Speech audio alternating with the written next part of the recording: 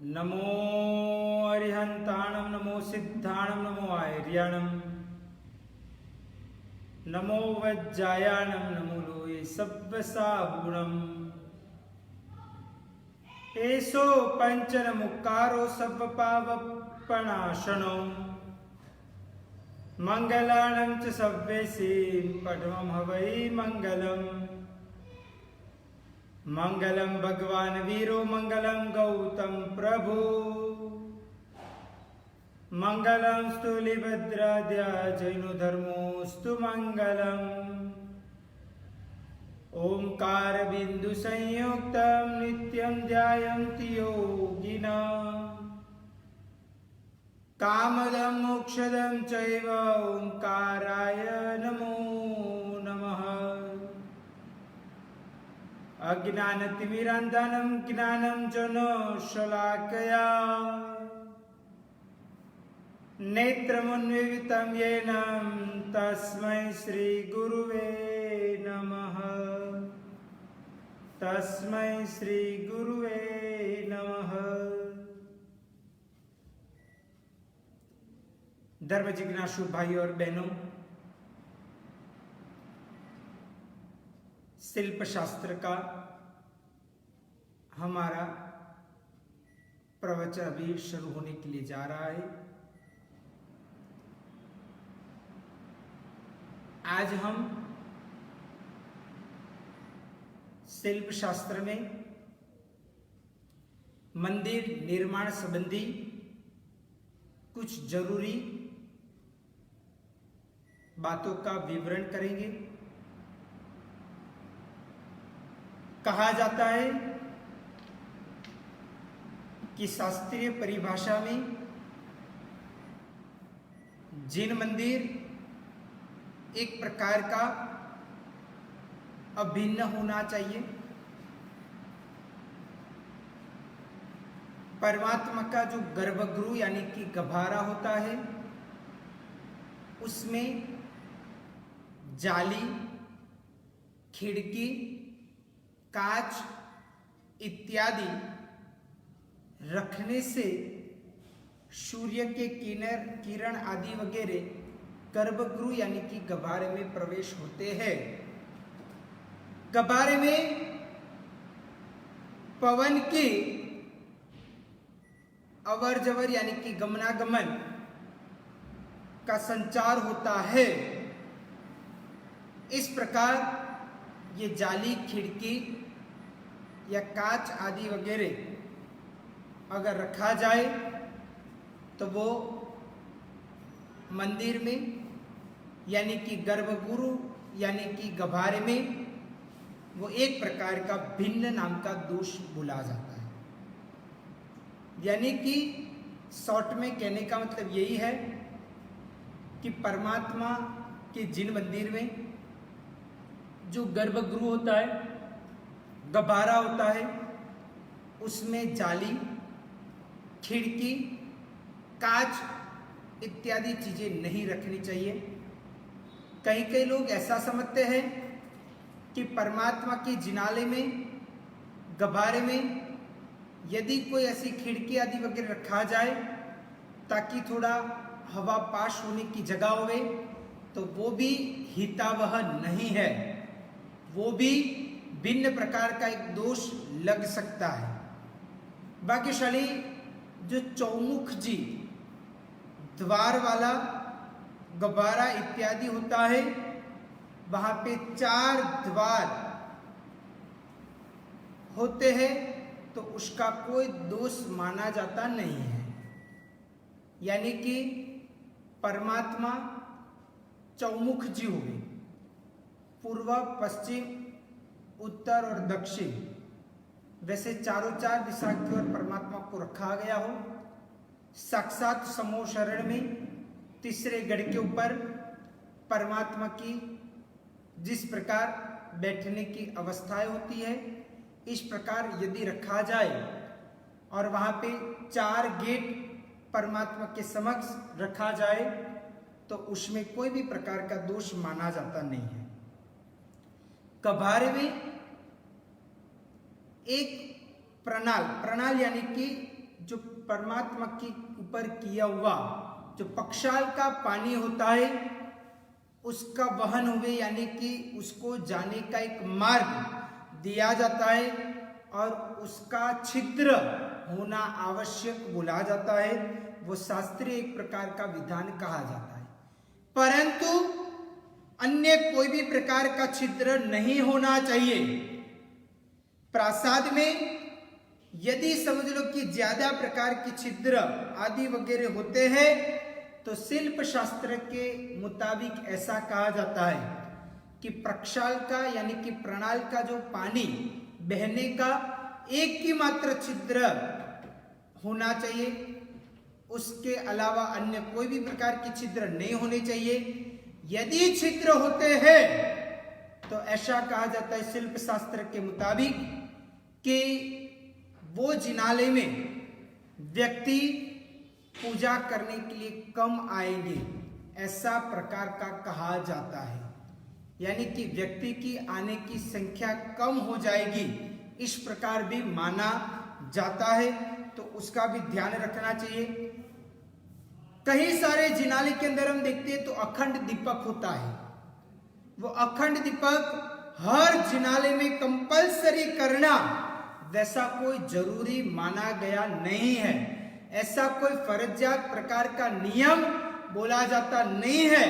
बस वो एक प्रकार की श्रद्धा पूर्वक तरीके से आप कर सकते हो। ऐसा कई कई लोगों के जीवन काल में ऐसी बाबतें प्रचलित है आज के जमाने में कि अखंड दीपक यदि होता है तो वो व्यक्ति का यानी कि एक प्रकार से जो अखंड दीपक का लाभ लेने वाले होते हैं उनका आयुष्य लंबा रहता है, वो अपने जीवन काल के अंदर लंबे समय तक वो जी सकता है। ऐसी प्रकार की बातें काफी ये संसार चक्र के अंदर काफी लोगों के अंदर ऐसी प्रकार की बातें प्रचलित है, परंतु कोई जिनालय के अंदर अखंड दीपक हर जिनालय के अंदर होना वैसा कोई जरूरी बोला गया नहीं है। यानी कि यदि आपको रखना है तो आप रख सकते हो, यदि नहीं रखना है तो अभी कोई बात नहीं, मरज्जात वैसी प्रकार की प्रक्रिया है। परंतु अखंड दीपक यदि रखा है तो उसका धुआं जाने का एक छिद्र भी नहीं होना चाहिए, यानी कि ऐसे ही वो एक प्रकार का दीपक रखना चाहिए। जब हम गर्भगृह यानी कि गबारे में प्रवेश करते हैं और यदि वहां पे अखंड दीपक रखा हो तो ऐसी प्रकार की बात प्रचलित होती है आज के जमाने के अंदर कि हम अंदर प्रवेश करते तो हमारी लेफ्ट साइड वो अखंड दीपक होता है और परमात्मा की जिमनी साइड वो अखंड दीपक रखने की प्रक्रिया बोली जाती है। तो इस प्रकार होता है, परंतु ये जो अखंड दीपक होता है वो परमात्मा के नेत्र और परमात्मा की नाभि उसके बीच में ही आना चाहिए। परमात्मा के नेत्र से ऊपर वो एक प्रकार से अखंड दीपक नहीं जाना चाहिए और वैसे ही परमात्मा की नाभि से नीचे भी वो अखंड दीपक नहीं जाना चाहिए। उस प्रकार की पूरी व्यवस्था गर्भगृह यानी कि गबारे के अंदर होना चाहिए। ये सभी बाबतों का खास ध्यान रखना चाहिए। और उसमें कौन से भगवान देखना, क्योंकि गबारे में भी बहुत सारे भगवान हो तो उसके लिए कहा जाता है जो मूल नायक भगवान होते हैं, जो मंदिर के बीचों बीच विराजमान होते हैं, वही भगवान का ये आंख यानी कि नेत्र से नाभि तक उसके बीच में वो एक प्रकार से अखंड दीपक रखने की बात प्रचलित तरीके से बोली जाती है और शिल्प शास्त्र के मुताबिक भी यही बात आने का प्रयत्न होता है। भाग्यशाली दूसरी एक बात ये भी कही जाती है, यदि पूर्व पश्चिम यानी कि पूर्वाभिमुख पश्चिमाभिमुख यदि जिनालय आदि वगैरह होता है और उसमें सूर्य किरण आदि वगैरह यदि आते हैं सुबह सुबह के समय के अंदर तो उसमें कोई प्रकार का दोष माना जाता नहीं है। ऐसा प्रकार का विधान इधर शिल्प शास्त्र के मुताबिक कहा गया है। जिन मंदिर में ऐसा कहा गया है कि हो सके तो संपूर्ण जिन मंदिर में, ना हो सके तो कम से कम जहां पे गबारा है यानी कि गर्भगृह है वहां पे कम से कम उतने एरिया के अंदर तो इलेक्ट्रॉनिक एक भी वायर देने का प्रयत्न नहीं होना चाहिए। यानी कि वहां पे कोई भी इलेक्ट्रिसिटी आदि वगैरह का वायर आदि वगैरह नहीं दिया गया हो, ऐसे ही पूरी गर्भगृह की गभारे की व्यवस्था होनी चाहिए। वही हमारे जैन शासन के दृष्टिकोण से एक प्रकार से मान्य किया गया है। बाकी साली आपको ऐसा लगेगा शायद आज के जमाने के अंदर ऐसे बहुत कम जिनालय या तो काफी जिनालयों के अंदर इलेक्ट्रॉनिक सिटी होती है, यानी कि एक प्रकार की इलेक्ट्रॉनिक वायर आदि वगैरह होता है, परंतु आज भी ऐसे कई जिनालय है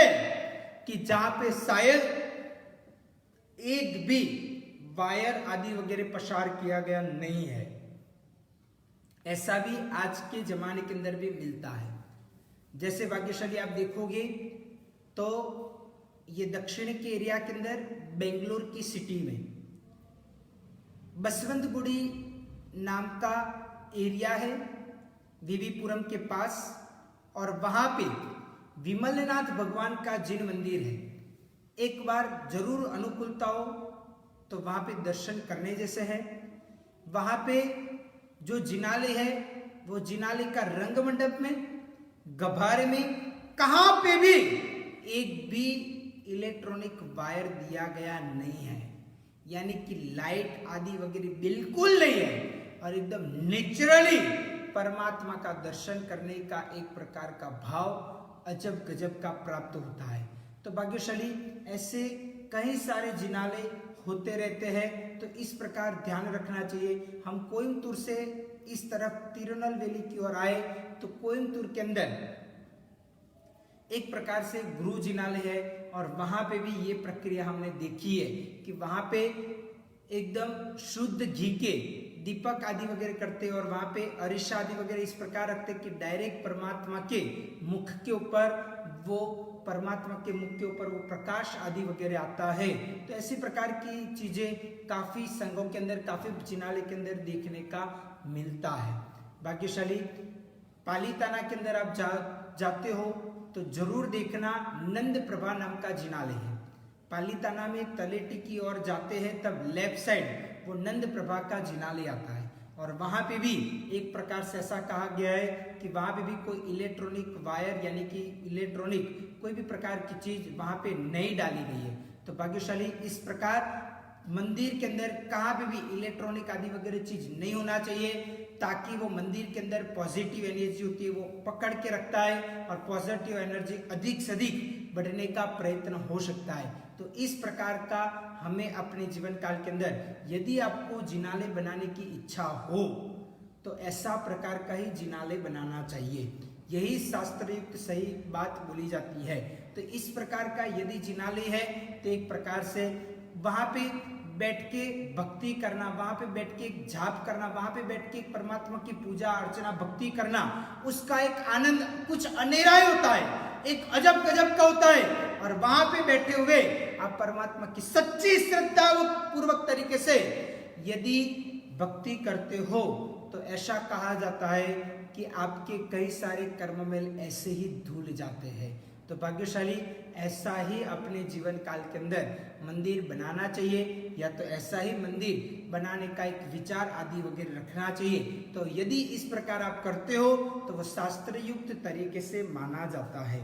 तो इस प्रकार की बात हमारे जैन शासन में शिल्प शास्त्र के मुताबिक बताई गई है। तो भाग्यशाली इस प्रकार का हमें अवश्य में ध्यान रखना चाहिए, ये सभी बाबतों हमें अवश्य में समझनी चाहिए। ऐसी तो बहुत सारी प्रकार की बाबतों का विवरण हमारे पास है, बस आगे से आगे प्रवचन के अंदर आपको अवश्य में बताने का प्रयत्न करेंगे।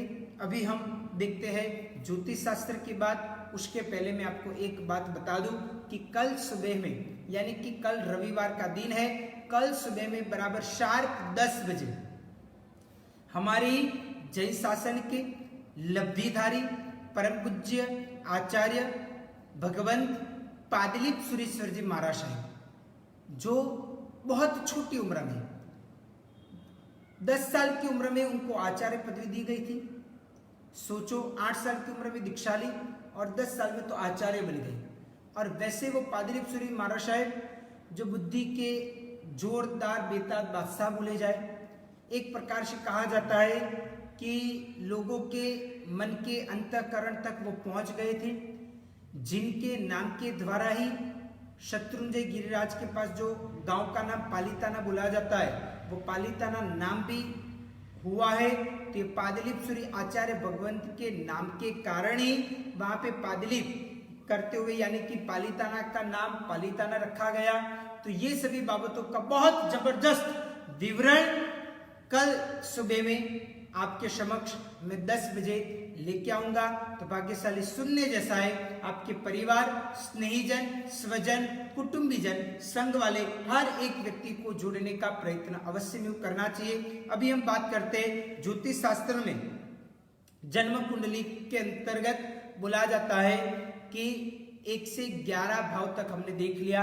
अभी आज 12वां भाव देखते हैं। भाग्यशाली कुंडली में कुछ इस प्रकार बॉक्स में ये जो मैंने इधर बताए हैं 12वां नंबर का स्थान, वो 12वां नंबर का भाव बोला जाता है। तो भाग्यशाली ये 1 2 3 4 5 6 7 8 9 10 11 और 12वां, इस प्रकार 12 भाव होते हैं। 12 भाव के अंदर हमारे जीवन काल का कुछ भी देखना हो वो सभी चीज आ जाती है। तो वो 12वें भाव के ऊपर क्या देखा जाता है वो सुनने लायक है, ध्यान से सुनना। और वो 12वें भाव के ऊपर 9 ग्रह का संबंध यदि होता है तो वो कैसा माना जाता है उसकी भी बात देखते हैं। तो 12वां भाव के अंतर्गत 12वां भाव यानी कि वो व्यय भुवन बोला जाता है, यानी कि खर्च का स्थान बोला जाता है। वहां पे धन की हानि होती है वो भी देखा जाता है। हमारे वहां खोट आदि वगैरह आता है वो भी देखा जाता है। खर्च आदि वगैरह होता है वो भी देखा जाता है। हमारा ये भव परिपूर्ण होने के बाद में नया भव हम कहाँ पे जाएंगे तो वो भी 12वें भुवन के अंदर 12वें भाव के अंदर दिखा जाता है। हमारा इधर से मोक्ष आदि वगैरह होगा कि नहीं होगा, ऐसे तो जैन शासन के मुताबिक बताया गया कि इधर से डायरेक्ट तो मोक्ष में नहीं जा सकते, परंतु वाया वाया हम जा पाएंगे कि नहीं जा पाएंगे उसकी भी बात देखी जाती है। उसके बाद बोला जाता है कि हमारा कर्जा देखा जाता है, हमारे ऊपर कोई भी प्रकार का कर्जा आदि वगैरह उधारी आदि वगैरह होता है वो भी देखा जाता है। शया का सुख देखा जाता है। काला बाजार यानी कि ब्लैक मनी आदि वगैरह भी देखा जाता है। कोर्ट का गलत जो एक प्रकार का झगड़ा कंकास आदि वगैरह जो होता है वो भी देखा जाता है। कोर्ट कचहरी का मामला कैसा होगा, कोर्ट में जाने के दिन आ सकते हैं कि नहीं, कोर्ट केस आदि वगैरह बन सकता है कि नहीं बन सकता है, चाहे हम किसी के ऊपर करें या तो कोई हमारे ऊपर करे, कोई भी तरीके से वो हो सकता है कि नहीं, उसकी बात आएगी। बंधन होगा कि नहीं, दंड होगा कि नहीं, बंधन यानी कि जेल आदि वगैरह में जाने के दिन आ सकते हैं कि नहीं, कैद स्थान के अंदर जाने का दिन आ सकते हैं कि नहीं, वो सभी प्रकार की बात भी देखी जाती है। हॉस्पिटल आदि वगैरह की यानी कि रोगों की लंबी बीमारियां भी आ सकता है कि नहीं, क्योंकि कई लोग ऐसे होते हैं कि उनको एक बार बीमारी आ जाने के बाद कितने सारे उपाय आज के जमाने के अंदर दुनिया के अंदर ऐसे काफी प्रमाण के अंदर लोग हैं कि जिनको एक बार बीमारी आने के बाद में लाखों करोड़ों रुपए खर्च करने के बाद में भी वो बीमारियां दूर नहीं होती है। ऐसे सैकड़ों नहीं हजारों केस हमारे भारत के अंदर भी मिल सकते हैं और ऐसे प्रकार की बात भी इसमें देखी जाती है। हमारा कोई भी प्रकार का बाह्य जो संबंध होता है, सामाजिक संबंध आदि वगैरह होता है वो भी देखा जाता है। हमारे कोई गुप्त अंदर के कोई शत्रु होते हैं जो बाहर से नहीं है परंतु अंदर से जो हमारे पीठ के पीछे प्रहार करने वाले, सामने आए तो पता चल जाए, पर तो पीठ के पीछे आए, पीछे से प्रहार करे तो वो पता नहीं चले, तो वो भी शत्रु इसमें देखे जाते हैं। हमारे चाचा बुआ आदि वगैरह भी इसमें देखा जाता है। और कारक ग्रह शनि माना जाता है, यानी कि जिनका शनि बेस्ट होता है, अच्छे भाव के ऊपर होता है, तो ये सभी प्रकार की चीज उनके लिए अच्छी मानी जाती है। भाग्यशाली कहा जाता है कि यदि 12वें भाव के ऊपर सूर्य होता है तो ऐसा कहा जाता है कि वो व्यक्ति का स्वभाव दुष्ट होता है, वो स्वभाव से दुष्ट होता है, उसकी वृत्तियां कई बार दुष्ट प्रकार की होती रहती है, ऐसा प्रकार का भी माना जाता है। परंतु वो सूर्य 5 नंबर का होता है, यानी कि सिंह राशि का होता है, यानी कि वहां पे 5 नंबर लिखा हुआ हो और सूर्य पड़ा हुआ हो, या तो फिर समझ लो कि वहां पे 1 नंबर लिखा हुआ हो और सूर्य होता है, तो फिर उनका स्वभाव आदि वगैरह अच्छा प्रकार का माना जाता है। यदि 12वें भुवन के ऊपर चंद्र होता है तो वो व्यक्ति एक तो धनवान भी बन सकता है, दूसरे नंबर के अंदर वो व्यक्ति कामी भी बन सकता है। मंगल यदि होता है तो वो व्यक्ति पतित बनता है।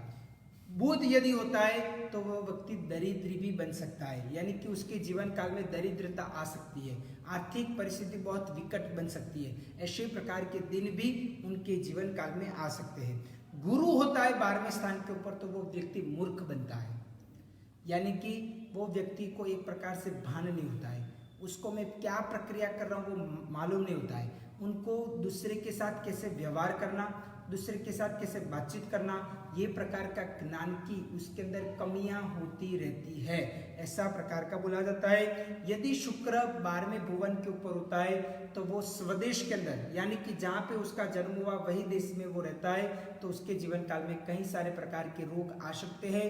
परंतु यदि वो विदेश के अंदर जाता है, जो जगह पे उसका जन्म हुआ उसकी कोई और देश के अंदर जाता है तो उसकी बहुत तरक्की होती है, सुखी संपन्न बनता है, खूब पैसा वाला और मालामाल वो व्यक्ति बन सकता है। शनि यदि 12वें भुवन के ऊपर हो तो वो व्यक्ति दुखी बन सकता है, यानी कि जीवन में अनेक प्रकार के दुख आए, चाहे वो रोग का हो, चाहे वो चाचा आदि वगैरह बुआ के द्वारा आए, चाहे कोई ना कोई प्रकार का दुख उनके जीवन काल के अंदर आ सकते हैं। राहु यदि 12वें स्थान के ऊपर हो तो वो व्यक्ति पतित बन सकता है, और केतु हो 12वें भुवन के ऊपर तो ऐसा कहा जाता है कि ये व्यक्ति ऐसे दुर्जन कहा जाता है, परंतु उसका आने वाला भव, या तो ऐसा कहा जाता है कि 12वें भुवन के ऊपर केतु यदि होता है तो वो व्यक्ति बहुत कम भव के अंदर उसका आत्मकल्याण हो जाएगा, यानी कि बस अभी का जो उनका भव चल रहा है वो बहुत गिने चुने हुए कुछ उनके भव बाकी है, और वो अभी इधर ही उसका संसार का जो भी हिसाब किताब होता है वो पूरा करते हुए वो बस एकमात्र मोक्ष गमन की ओर ही वो आगे बढ़ेगा, इस प्रकार बोला जाता है। तो ऐसे प्रकार की बात आती है। छठे भुवन के ऊपर राहु होता है और 12वें भुवन के ऊपर केतु होता है, तो ऐसे व्यक्ति यदि साधना आदि वगैरह, मंत्र आदि वगैरह की साधना के अंदर विपुल प्रमाण से एकदम स्थिर ध्यानपूर्वक तरीके से वो आगे बढ़ता है, तो उसके जीवन काल में ऐसा भी कहा जाता है कि कोई देवी देवता आते हुए प्रत्यक्ष दर्शन भी वो व्यक्ति को दे सकते हैं, ऐसा प्रकार का भी कहा जाता है।